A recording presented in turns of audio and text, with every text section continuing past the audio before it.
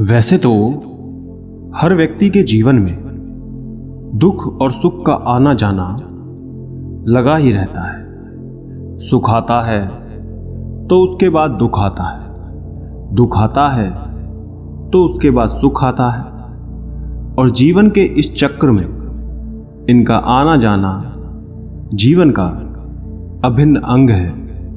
लेकिन कई बार दुख इतना बड़ा होता है, बस मन करता है कि काश इसे कम करने का कोई रास्ता नजर आए, काश ये थोड़ा कम हो जाता। आज महात्मा बुद्ध के द्वारा बताई गई ये कहानी आपके जीवन के बहुत बड़े दुख को कम कर देगी। एक बार गौतम बुद्ध अपने शिष्यों के साथ बैठे हुए थे। वो उन्हें कुछ समझा रहे थे। तभी वहां पर राजा अजातशत्रु आ जाते हैं और बुद्ध से कहते हैं कि हे प्रभु, जब से मैं आपका अनुयायी बना हूं तब से सभी लोग मेरे सीधेपन का गलत फायदा उठा रहे हैं। आपका अनुयायी बनने से पहले सभी लोग मुझसे बहुत डरते थे, क्योंकि मैं बहुत क्रूर था और आसानी से लोगों को मृत्युदंड दे देता था। लेकिन आपका अनुयायी बनने के बाद मेरा ये सब करने का कोई मन नहीं करता।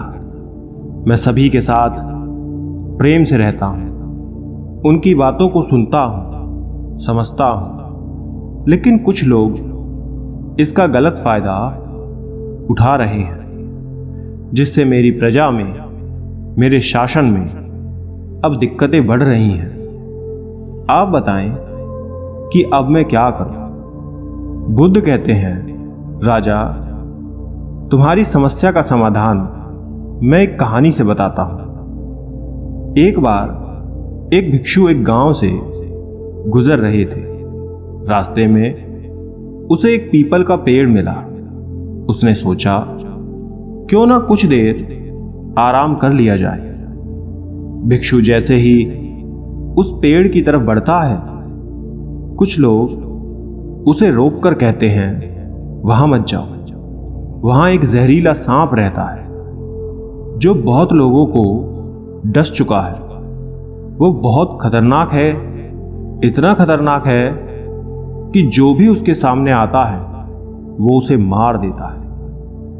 भिक्षु मुस्कुराता है और कहता है कि एक दिन तो सबको ही मरना है। अगर मुझे आज मरना होगा तो उसे कोई रोक नहीं सकता। ये कहकर भिक्षु आगे बढ़ जाता है और पेड़ के नीचे जाकर बैठ जाता है। तभी वहां पर वो सांप आकर कहता है कि हे व्यक्ति, क्या तुम्हें मुझसे भय नहीं लगता कि मैं तुम्हें मार दूंगा? भिक्षु बहुत प्रेम से कहता है कि भाई, इसमें भय वाली कौन सी बात है? तुम जो भी करते हो इसलिए करते हो ताकि कोई तुम्हें मार ना दे। भयभीत तो तुम हो, इसलिए तुम सबको मार देते हो। मुझे किसी बात का डर नहीं। तुम दूसरों को डसते हो, मैं नहीं। मुझे मृत्यु से कोई भय नहीं, ना ही जीवन की कोई लालसा है। मुझे कोई नुकसान पहुंचा नहीं सकता, तो मैं तुमसे क्यों भयभीत हूं? ये सब सुनकर सांप हैरान हो जाता है। उसने आज तक ऐसे व्यक्ति देखे जो उसको मारने की कोशिश करते हैं, उससे डरकर भागते हैं। पहली बार उसने किसी को देखा था जो उससे नहीं डरा। यह सब देखकर सांप उस भिक्षु के पैरों में गिर जाता है और कहता है, हे प्रभु, मैंने आज तक जो भी किया सिर्फ अपनी जान बचाने के लिए किया। यदि मैं ये रूप धारण नहीं करता तो लोग मुझे मार देते।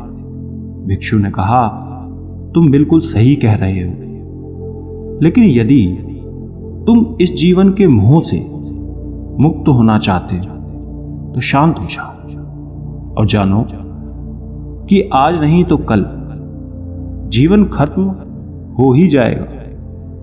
इसके लिए कुछ गलत काम करने की जरूरत नहीं है।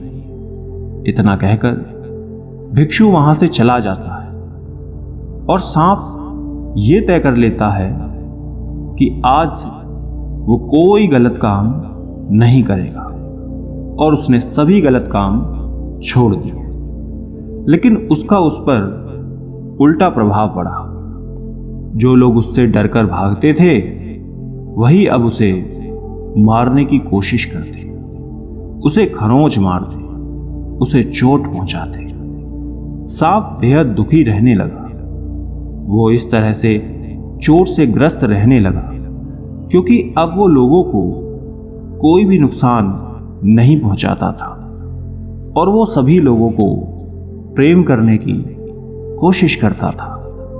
लेकिन लोग इसका गलत फायदा उठाते थे क्योंकि लोगों का जो उससे भय था वो खत्म हो गया था। कुछ दिन बाद वही भिक्षु वापस उस रास्ते से जा रहे थे। वो फिर उस वृक्ष के नीचे जाकर बैठ गए और उस सांप को देखा और हैरान हो जाते हैं कि पहले इस सांप की हालत कैसी थी और अब कैसी हो गई। उस सांप ने भिक्षु को देखकर कहा कि जब से आपने मुझे समझाया मैंने दूसरों को नुकसान पहुंचाना बंद कर दिया, लेकिन लोग मेरे साथ इस तरह का व्यवहार करने लगे, मुझे चोट देने लगे।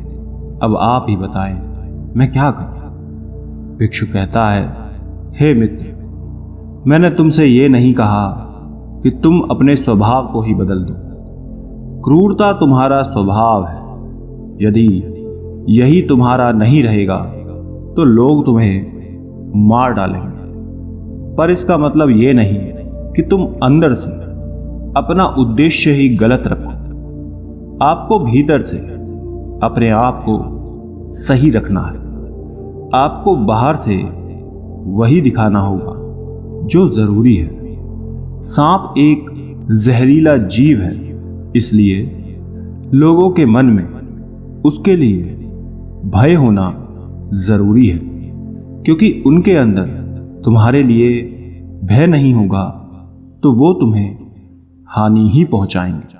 परंतु तुम्हें भीतर से खुद को सही रखना होगा। तुम्हें लोगों को नुकसान नहीं पहुंचाना है, बल्कि उनके अंदर अपना भय बनाना है। बुद्ध कहते हैं, अजातशत्रु, तुम इससे क्या सीखे? इसका अर्थ इतना ही है कि तुम्हें खुद के स्वभाव को नहीं बदलना है, तुम्हें खुद को भीतर से बदलना है। यदि तुम खुद को प्रेम पूर्ण पाओगे, अपने उद्देश्य को अच्छे से पालोगे, तो तुम्हें उससे खुशी मिलेगी। और यदि तुम खुश होंगे तभी दूसरों को खुश रख पाओगे। इस बात की कोई जरूरत नहीं है कि तुम बाहर से क्या दिखाते, जरूरत यह है कि तुम भीतर से खुद को कैसे रखते हो, अपने भाव को कैसे रखते हो। अपने उद्देश्य को कभी ना भूलना। जिस उद्देश्य के लिए यह जीवन मिला है वही परम सत्य है। अगर तुम अपने उद्देश्य को भूलते हो तो भले ही बाहर दिखाने के लिए स्वभाव तुम कितना भी बदल दो, लेकिन जीवन में खुश कभी नहीं रहोगे। इसलिए अपने स्वभाव को वैसा ही रखो और अपने उद्देश्य के प्रति हमेशा सचेत और ईमानदार रहो। बुद्ध ने इस कहानी के माध्यम से बेहद अच्छी बात बताई कि या तो हम किसी काम को बहुत ही गहरे तरीके से करते हैं, या तो इसे इतना कठोर बना देते हैं कि करते ही नहीं हैं। तो यदि आप में आदत है कि किसी काम को कठोर बनाकर करने की, तो उस आदत को सरल बनाएं, उसे योग्य बनाएं कि आप उसे आसानी से कर सकें। क्योंकि कोई भी काम सरल या मुश्किल नहीं होता, फर्क होता है सिर्फ उसे करने के तरीके में। जो उस काम को करने के तरीके को अच्छे से समझ जाता है, वो कार्य उसके लिए सरल हो जाता है, और जिसको उसे करने का तरीका नहीं आता, उस व्यक्ति के लिए वही कार्य मुश्किल होता है। तो दोस्तों, आपने क्या सीखा इस कहानी से, कमेंट करके जरूर बताना। धन्यवाद।